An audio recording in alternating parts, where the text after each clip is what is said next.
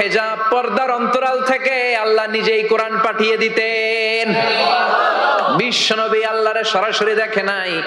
মেরাজের রাতে যখন আল্লাহর দিদারের জন্য গিয়েছিলেন, কথা শুনেছেন কিন্তু দেখে নাই। দুনিয়ার বুকে থেকে আল্লাহরে দেখা যাবে?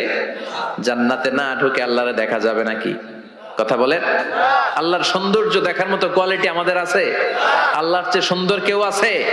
দুনিয়া সুন্দর, মানুষ সুন্দর, আসমান সুন্দর, জমিন সুন্দর, সুন্দরে সুন্দরে পাল্লা, জানি না কত সুন্দর তুমি আল্লাহ, জানি না কত সুন্দর তুমি আল্লাহ। সুবহানাল্লাহ পড়েন। মেরাজের রাতে আল্লাহর দেখেন নাই, পর্দার এপাশ থেকে আল্লাহ কথা বলে আর নবী শুনে, নবী কথা বলে আল্লাহ শুনে। সুবহানাল্লাহ।